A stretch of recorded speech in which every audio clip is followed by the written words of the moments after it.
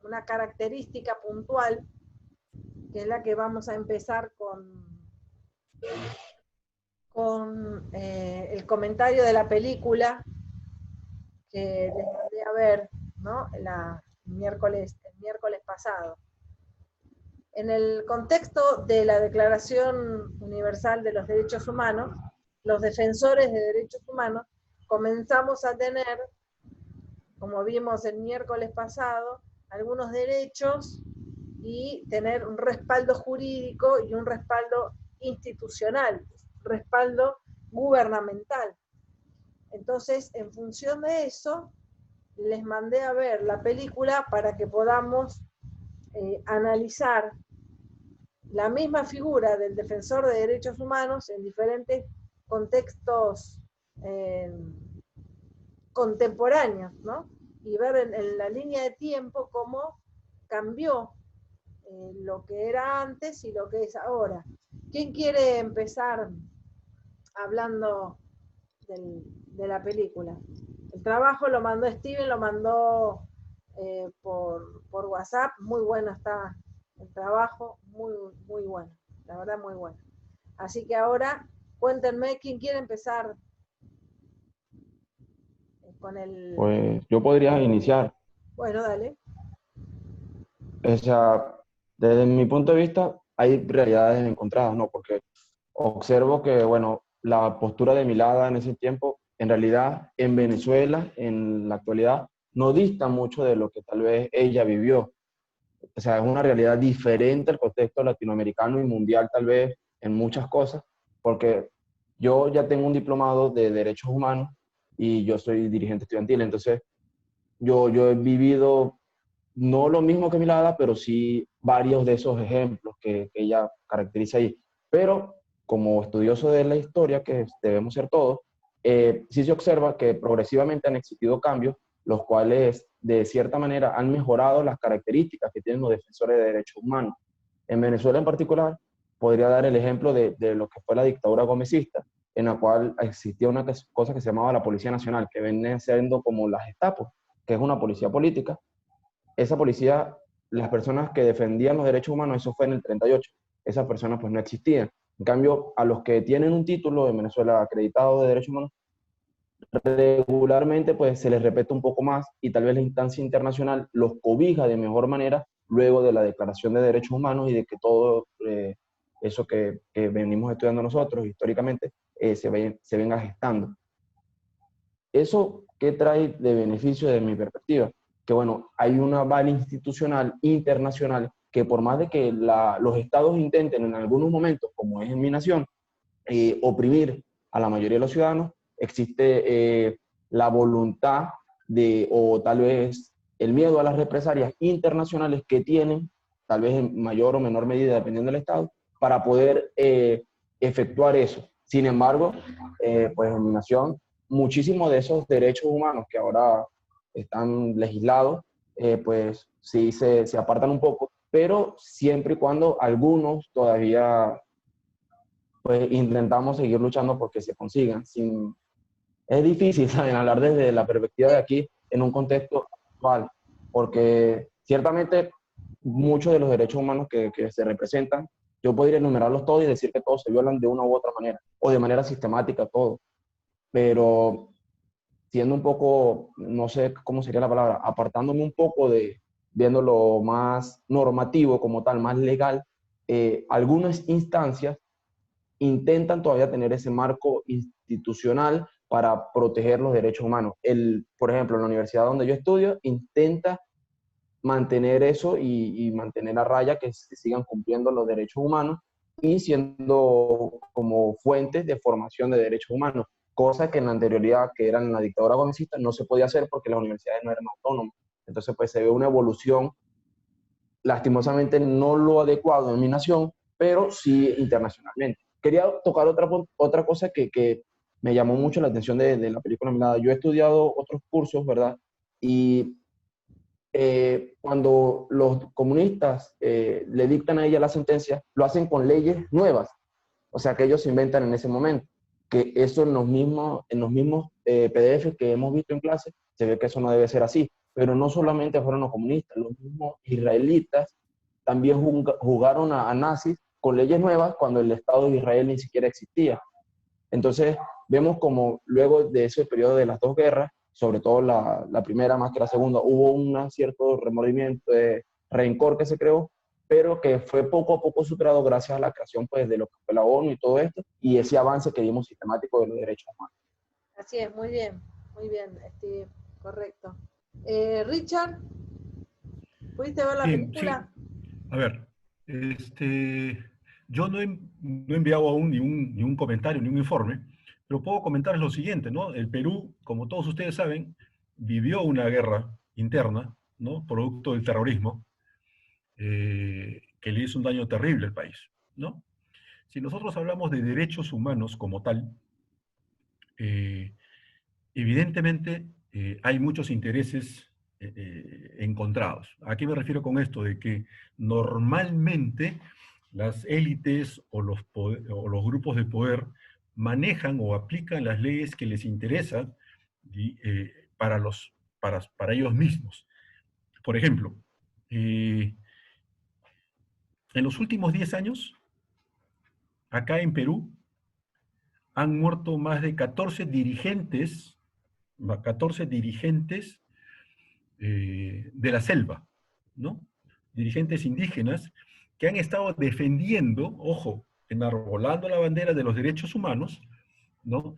Han muerto o han aparecido muertos por defender algo que le corresponde, ya sea la propiedad de la tierra, ya sea el tema de los árboles, no la tala de árboles, ¿no? Entonces, o sin ir muy lejos, Israel dentro de poco, si es que no lo ha hecho, se va a anexar, ¿no? Territorios de Palestina, ¿no? Y Donde Jordania. Naciones Unidas ni siquiera se pronuncia al respecto. ¿Dónde están los derechos humanos que la misma Naciones Unidas ha puesto en su carta? ¿Dónde está Estados Unidos o dónde queda Inglaterra o grandes otros países? Entonces, a lo que yo quiero llegar es lo siguiente, ¿no? Cuando hay intereses de por medio, los derechos humanos a la larga vienen a ser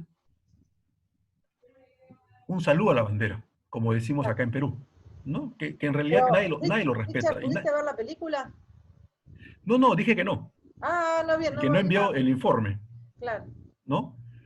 Pero por lo que Tenés que escucho verla, de es buenísimo. Steven, por lo que escucho de Steven, no dudo que la película debe ser un peliculón y Sí, sí, voy a buenísima. verla, pero deduzco, por lo que dice Steven, de que, o sea, a la larga, digamos, los derechos humanos, ¿no?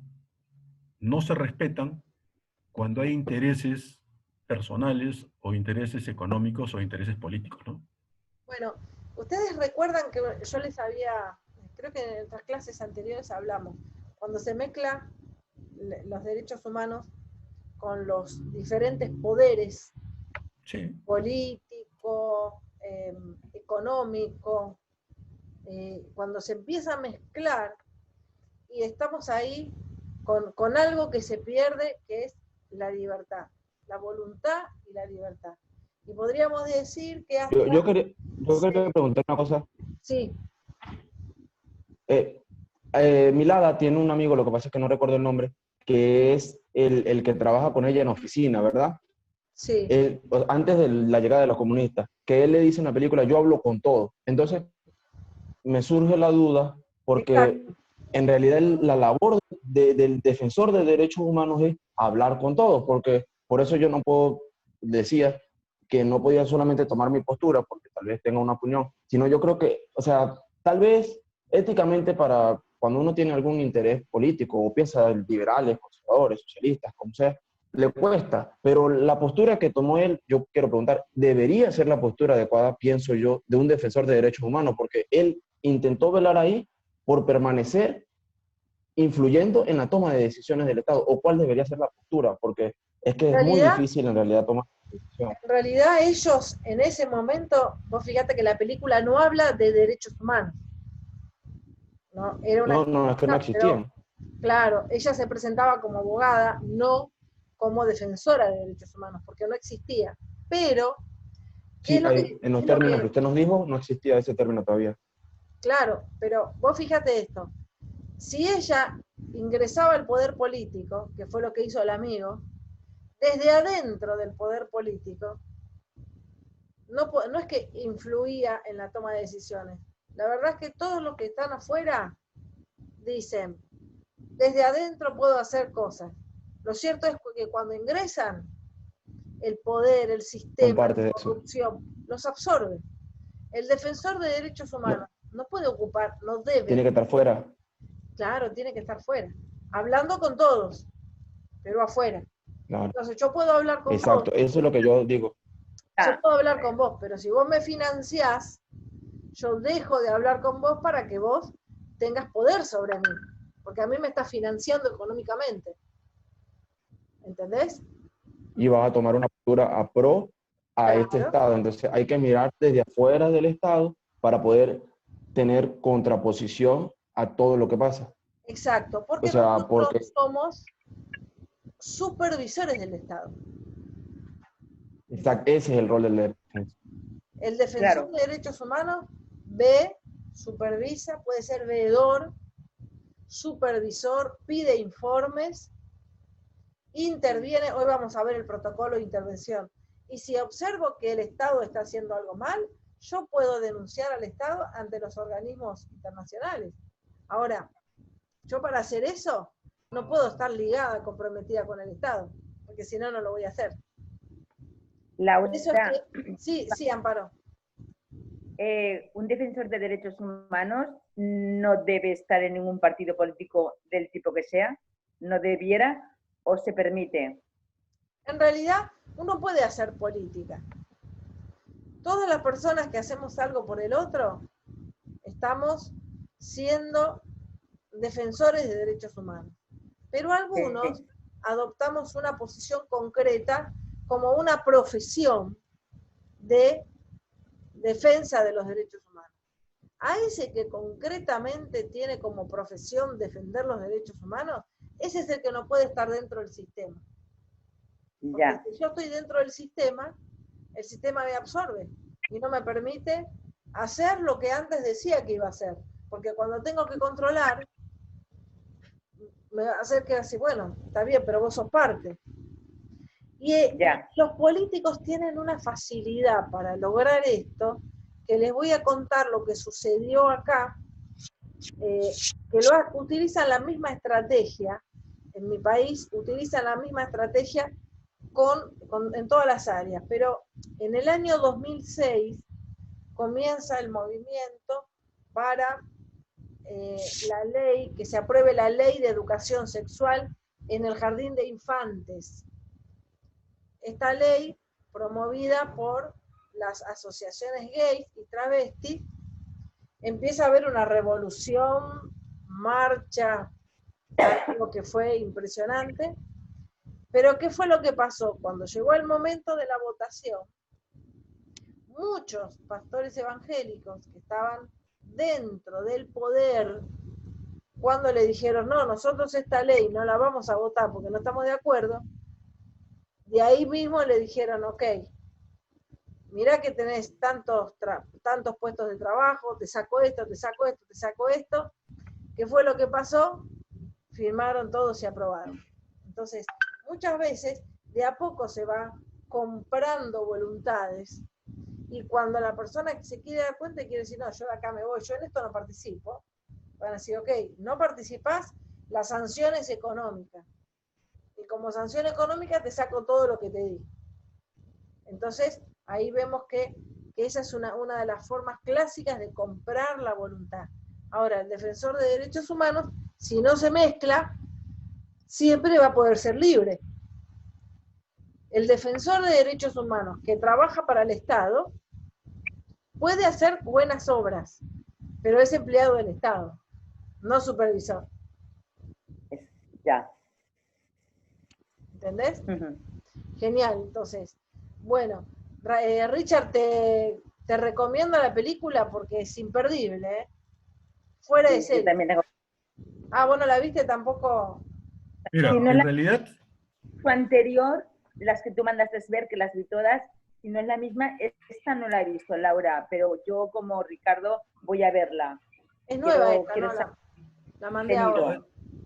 No, Sí, sí, Milada la tengo, o sea, en realidad voy a ver Milada, ¿no? Porque la película se llama Milada, película completa histórica en español, latino, ¿no? Y tan pronto la termine, voy a enviar mi informe, pero por lo que comentó Steven, en realidad, y lo que te escucho a ti, Laura, ser un defensor de derechos humanos en las actuales circunstancias, desde mi punto de vista, es sumamente complicado, sumamente complicado. porque Sí, el bueno, poder político. ¿sabés que dónde es Yo, muy yo, complicado? En Venezuela, por ejemplo, yo pondría como ejemplo, por ejemplo, mira, mi país hoy por hoy ha estado de un tiempo a esta parte con muchísimas convulsiones sociales entre las mineras y los grupos, digamos, las comunidades campesinas. ¿Ok? sí, Las mineras vienen cumpliendo parte de los acuerdos. Y digo parte porque estoy convencido de que hay cosas que no las cumplen. Pero las comunidades campesinas exigen más de lo que se comprometieron. O sea, si se llegara a un acuerdo de recibir, por ejemplo, 1.000 soles, ahora quieren 5.000 soles. Entonces, cuando va el defensor de derechos humanos a efectos de poder establecer, porque también es un conciliador, claro. ¿ok? A efectos de poder establecer un punto de quiebre, se va a encontrar y se encuentra entre las comunidades que piden en exceso y las empresas o las empresas mineras que quieren dar menos de lo que quieren dar lo que se comprometieron.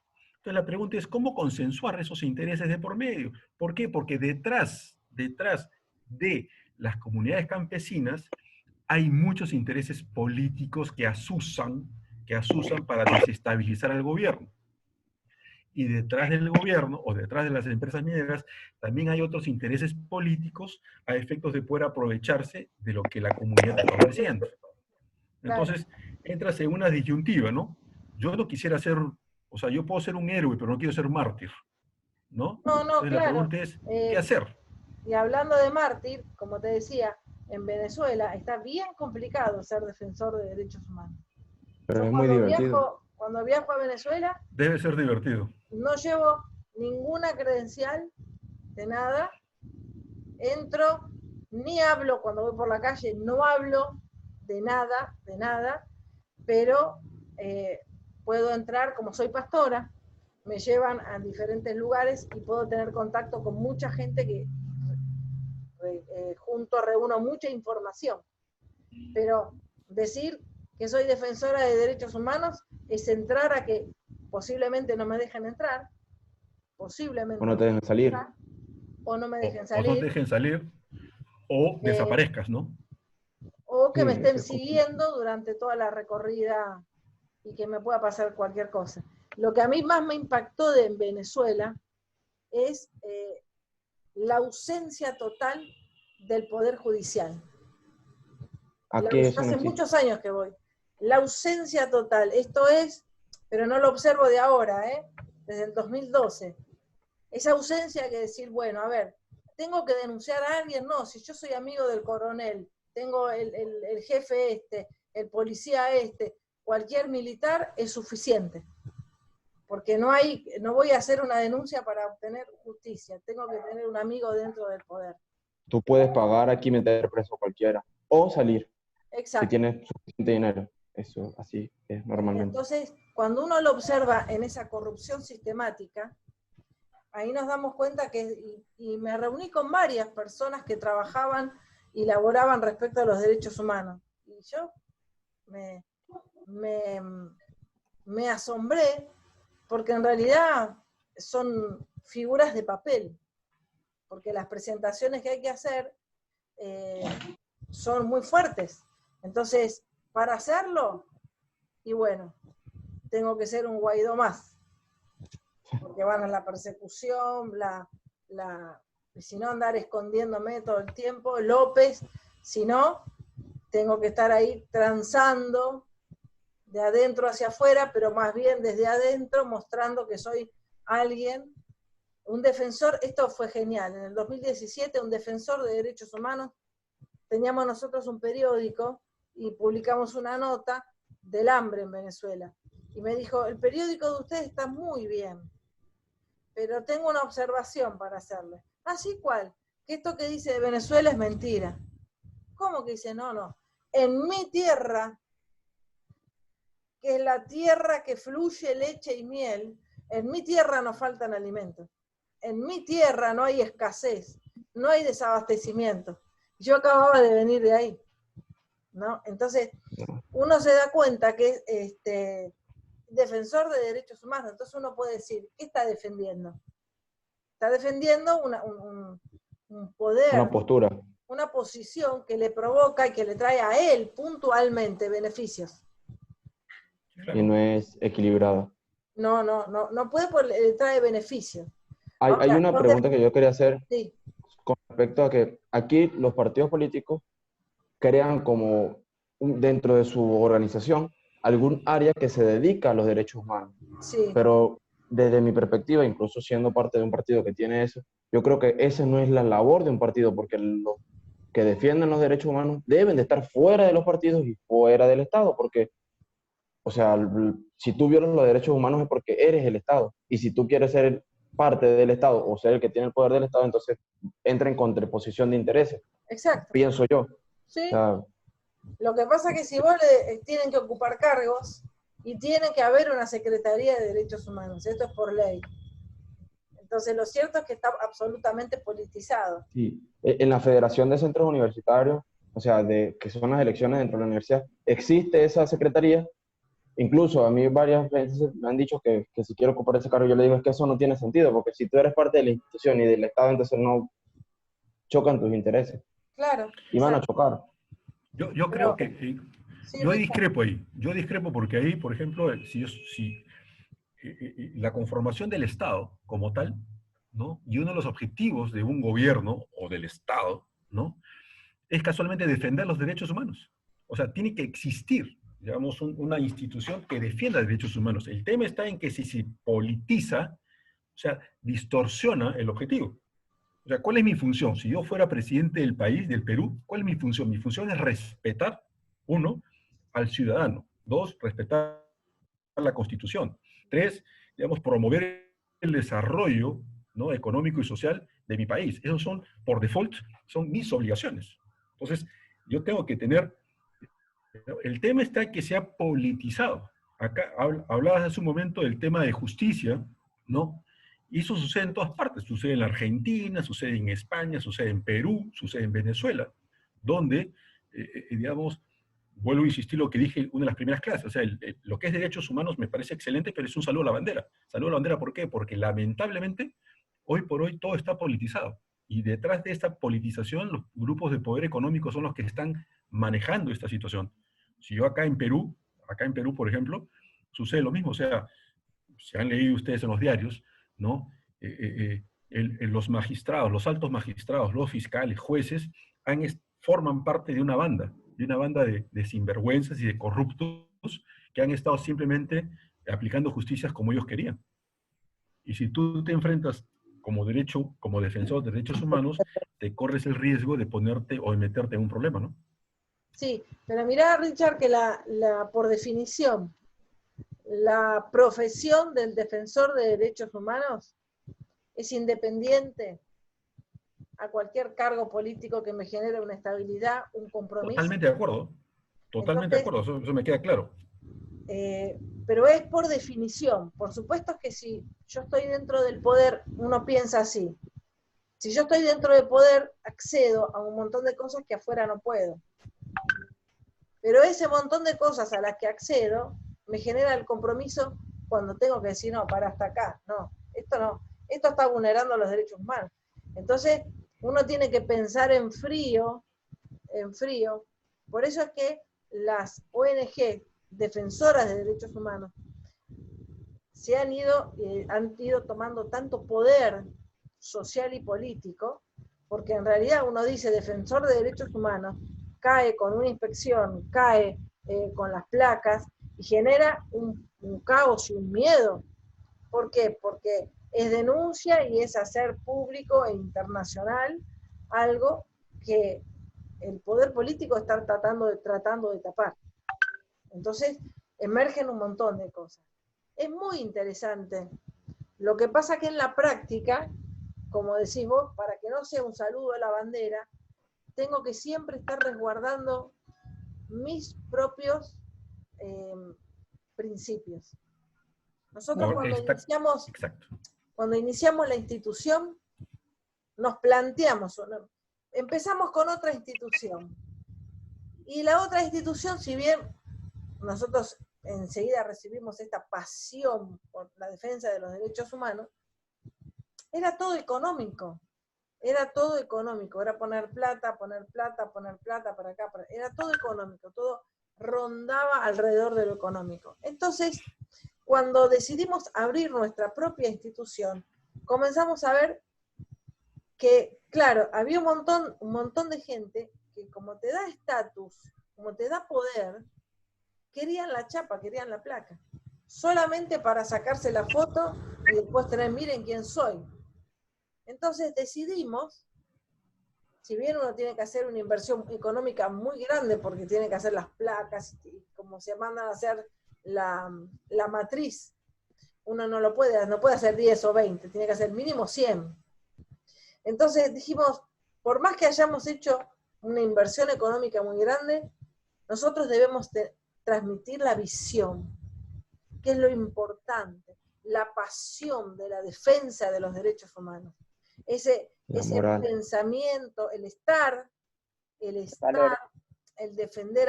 defender al otro y el ponerse con el otro, ¿no? Entonces, ahí es donde uno se coloca.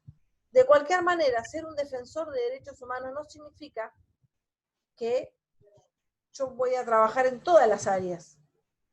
Yo puedo elegir y debo elegir un área de expansión. Nosotros elegimos el número ODS, el número 16 dentro de los 17 ODS, que es la justicia y la paz. Dentro de ese elegimos la promoción y la educación, la formación. Entonces uno elabora un plan de acción en función al derecho humano que está trabajando. Y así se debe hacer con todo. El que dice, yo abarco todos los derechos humanos, y es porque no entendió el concepto. Entonces estamos... Una división de trabajo. Claro, y no puede hacer nada. Termina sin hacer nada, porque no se especializa, no es específico, sino que es muy grande, ¿no? Entonces... La ONU hace poco tenía, o sea, era voluntario en una cosa de, bueno, Venezuela porque tiene un caso de hambruna grande, sobre hacer planes económicos, yo estudio economía, hacer planes económicos para superar lo que era la mala alimentación. Entonces, ese es el sector más o menos donde yo me enfocaría. Entonces, cada uno toma un segmento donde le gusta y puede trabajar y puede ayudar.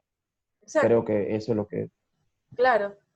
Vamos a ver ahora el protocolo de intervención. Este protocolo de intervención que vamos a ver es exclusivamente un protocolo institucional nuestro, para que cada defensor de derechos humanos, cuando ya tenga su placa, sepa cómo debo proceder. A nosotros nos vienen a ver, como defensores de derechos humanos, nos vienen a ver para hacer una intervención, para ver un caso, para intervenir en una escuela, en un hospital. Nos vienen a ver como funcionarios de derechos humanos. Entonces debemos tener presente ciertos pasos que nos van a proteger de cometer errores. Primero, cuando alguien me viene a ver o me manda un mensajito por WhatsApp y me dice, me pasa esto y esto, lo que nosotros debemos hacer es citar a la persona. Citarla. Tengo que tener un espacio, tengo que tener lugar, una oficina en donde atender a la persona y darle la formalidad que necesita. Esa formalidad que requiere, ok, a ver, no es, porque es fácil, domingo a las 12 de la noche no me puedo dormir, le mando, ¿y esto no será que están vulnerándome los derechos humanos? Entonces lo citamos. Día, horario específico. Si tiene documentación, que la traiga. Si tiene documentos, que los traiga. Entonces le digo que venga. Por supuesto que yo tengo que estar antes, ¿no? Después de esto, lo escucho atento, sin emitir opinión. Esto es importantísimo. Yo no puedo estar, no. Porque yo no puedo emitir opinión, porque a mí me falta la otra mitad. Yo estoy escuchando una versión, pero a mí me falta escuchar la otra, para poder elaborar, analizar el caso y darme cuenta si la persona le fueron vulnerados los derechos o no. Entonces, depende del caso, tengo que manifestar si yo puedo intervenir como institución o no. Entonces, como, bueno, en este caso yo soy abogada, pero el que no es abogado, y además incluso para evitar esto de ser uno el que da la opinión en todo, ¿no? Sino es que directamente le digo, hay una comisión de evaluación y ética que es la que considera si institucionalmente vamos a intervenir en este caso o no. Les cuento un caso. Hace poquito se festejó el Día del Orgullo Gay, entonces una de las coordinadoras de una diplomatura me manda un flyer que había hecho y nos colocaba a nosotros, ¿no? A la institución. Le digo, mira, el flyer está buenísimo, solo que nosotros, respecto de este tema, como nos vemos comprometidos con nuestras propias opiniones personales, nosotros no tomamos una posición. O sea, nosotros no le cerramos la puerta a nadie si viene a averiguar, a asesorarse, tenemos que defender a alguien, lo hacemos. Pero no hacemos una posición frente a los demás o una posición institucional. Porque si hago una posición institucional y va en contra de mis creencias personales, entonces ahí entra un conflicto. Entonces, ¿cómo lo solucionamos? Le podemos nosotros brindar asistencia porque es un ser humano. Y el ser humano no es ni hombre ni mujer, es un ser humano. Entonces yo puedo atender a los dos, sin ningún tipo de problema. Pero si es que yo estoy comprometida, mejor decir que el caso lo tiene que evaluar la comisión y después va a decir si podemos intervenir o no. Le tengo que pedir a la persona que me redacte de puño y letra los hechos, porque yo después me los puedo olvidar.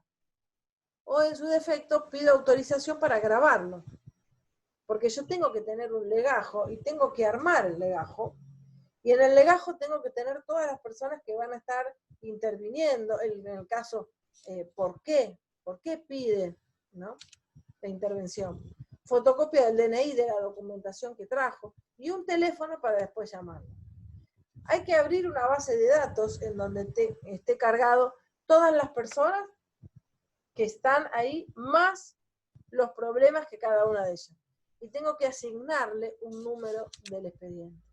Ahora, la intervención se realiza por escrito o puede ser personalmente.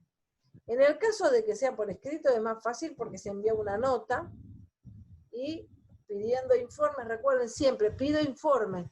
Yo no puedo acusar, no soy juez. ¿Se entiende? Yo no puedo intervenir y decir, pasó esto acá, hay que cerrar, hay que clausurar. No lo puedo decir yo porque esa es la función del juez. Ahora, lo puedo hacer también personalmente, y en el caso que sea personal, yo tengo que armar un comité. En una oportunidad nos llamaron para hacer una intervención en un hospital, y fui con 2 personas más.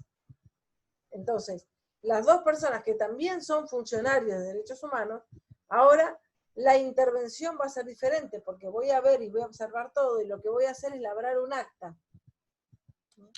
Voy a labrar un acta con todo lo que ahí estuve viendo, con todo lo que vi, con todo lo que observé, ahí estoy. Y eso lo voy a presentar con los testigos, que son los que están conmigo. Que uno va a estar sacando fotos y el otro también documentando. Entonces, fíjense que de esta manera se le da un cierre al expediente, porque yo, lo que es una actividad de oficio O sea que yo estoy viendo y me meto. Eso es una actividad de oficio.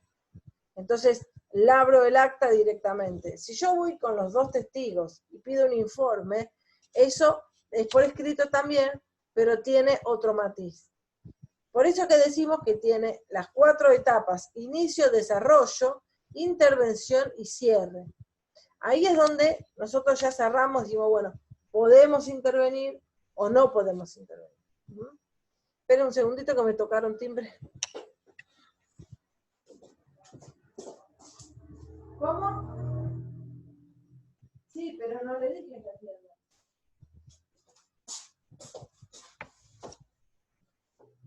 Perdón, ya estamos acá. Como les decía, la intervención de oficio es cuando uno está viendo, de pronto vamos caminando por la calle y estamos viendo una detención y la policía está pegándole a alguien y lo estoy viendo. Puedo documentar filmando, pero ahí sí tengo que intervenir de una forma diferente. Entonces nosotros tomamos conocimiento de una manera anónima y ahora estamos viendo, ahora yo voy a hacer una declaración en mi acta, no porque alguien me lo contó, sino porque yo lo estoy viendo. Y cuando yo lo estoy viendo, yo debo relatar todo lo que escribir, todo lo que yo estoy viendo con los testigos, más las pruebas que argumento, más todo lo que presento, para hacer la denuncia correspondiente. Entonces, de esta manera, nosotros vamos a ver que tenemos varias formas de intervenir, pero básicamente le damos cierta formalidad, porque ustedes se van a dar cuenta que después la gente viene y les pregunta como si fuese estamos en la verdulería y viene alguien y dice, sí, ¿sabes que tengo algo para contarte? Mirá, te quiero consultar. Bueno, nosotros tenemos que tratar de evitar tanta informalidad para llevarlo a un plano medianamente formal. Una pregunta. Sí. A raíz de todo lo que sucede aquí, no sé si conoces Tamara Suju, ella, una defensora de derechos humanos, muy famosa aquí, ella está en el exiliada y todo eso, y cosas políticas. Pero ella intentó por Twitter, hizo como una encuesta y dejó un correo donde las personas podían relatar su denuncia y incluir documentos y todo eso, pero debido a que, o sea, pues ella está en Europa en estos momentos porque no la dejan salir, o sea, no está exiliada. El paso 1, que es citar a la persona, se podría hacer por correo, o sea, en el caso como aquí en Venezuela, como puede ser en Sudán, como puede ser en Irak, como puede ser en Corea del Norte, o sea, ¿es posible o directamente no existe un protocolo como tal de intervención ahí? Porque si te está pasando la cita, entonces pues no cumples con el reglamento. Lo que pasa es que en realidad vos tenés que tener un contacto directo con la persona, porque la persona siempre te va a contar la mitad de la verdad, y te va a contar su verdad. Y a veces no hay vulneración de los derechos humanos. Y si está documentado con fotos, por ejemplo, si la persona tiene o sea, abrieron un expediente policial cuando en realidad no existió crimen, se observa que no existió un crimen, o sea, que tiene que estar muy bien documentado para que esa cita, que era el punto 1, entonces pase directamente a lo que sería el punto 3, porque sería que la persona escribiera. O sea, nos podemos saltar esos puntos, pero tendría que haber muchísima evidencia, me imagino. Sí, pero igual nosotros podemos recoger la evidencia, porque nosotros al ver ahí, tengo la grabación de la persona, puedo tomar nombres de los testigos. Lo que no puedo hacer es, en el caso de que no puedo alterar la escena del crimen, en el caso de que existiera algo de esa naturaleza, yo no puedo tomarlo y agregarlo, qué sé yo, por ejemplo, se murió por un pendrive. Entonces encuentro el pendrive, lo agarro y abro yo el acta que dice que encontré el pendrive. No, lo que tengo que hacer ahí es llamar al 911 y la prueba dejarla ahí, porque forma parte de un hecho delictivo. Tenemos que definir diferentes áreas de trabajo, lo que son el derecho humano y la defensa, y las diferentes formas con el derecho nacional. Si es un derecho civil, claro, se vulneran mis derechos, pero tengo la fuente que es el derecho civil. Si es penal, tengo que recurrir a la justicia. Y una Ahora, pregunta, Laura. Sí, ¿Y qué haría si es que, como dice Steven, yo soy defensor de los derechos humanos, pero estoy exiliado y recibo por correo electrónico todas las evidencias del caso? ¿Qué hago con eso? O sea, ¿en realidad lo descarto o tomo cartas en el asunto? bueno, en realidad lo que tiene que hacer es tratar, primero antes de tomar la posición de intervención, juntar las cartas necesarias que más o menos digan lo mismo para poder reunir las pruebas y decir, a ver, bueno, tengo 6.000 cartas, 6.000 personas que me dicen que el tipo que estaba ahí lo estaba torturando. Entonces, con todo eso, hago una denuncia internacional. Porque Directamente. ahora, hoy pregunta. por hoy, todo está muy sensible, ¿no? Claro, claro. Pero lo tengo que Por hacer de ejemplo, manera internacional, porque ella está fuera. aquí en Venezuela, porque no pasa, pero por ejemplo, en un país normal, imagino que si uno le pide un informe a la policía de dónde estaba una patrulla a tal hora, debería existir. Claro, Pero bueno, aquí eso no pasa. Pero o sea, debería de existir un registro también por parte del Estado para poder comparar y así pues ver la verificación de que exista pues la vulneración de cualquier derecho. Entonces ese también creo que es al final que comparamos los resultados con la otra investigación que yo tengo que hacer en paralelo de los hechos que me están hablando el denunciante. exacto, exacto. De cualquier forma, estaría bueno poder analizarlo frente a un Estado de Derecho modelo, ¿no? Y no, Claro, pero eso sería, ¿Existe un porque Estado de Derecho modelo? dije, por dice decir uno, modelo, para diferenciar del... Utilicé en mi creo que caso, la peor palabra que podía haber utilizado, pero para diferenciar de lo que es un gobierno dictatorial. Ok. Si no es un gobierno democrático, que los defensores de derechos humanos podamos intervenir, podamos supervisar, podamos presentar una nota al organismo que corresponde y decir, mire, acá observé esto, junté esta prueba, lo primero que uno hace está bien, te pido un informe, informame con la señora fulana de tal, qué fue lo que sucedió. Con el resultado de ese informe, ahí elaboro yo qué voy a hacer. ¿A quién le creo? Bueno, tengo la conjunción de los dos, y si es un delito penal, todo lo que yo junte lo llevo a la justicia y hago una denuncia penal. Y además de la denuncia penal, la denuncia por la vulneración de los derechos. Pero esto es un análisis más técnico, más jurídico, pero sí, lo que tengo que hacer es diferenciarme y decir, a ver, señores Estado, usted esto lo está haciendo mal. Porque esto que usted dice que es 2 más 2 blanco, bueno, mire, en este proyecto dice que 2 más 2 no es blanco, 2 más 2 es 4. A este le faltó esto, a este le faltó esto, a este le faltó el otro, que se lo está llevando fulano. Entonces ya intervengo, pero de otra manera y desde otro punto de vista.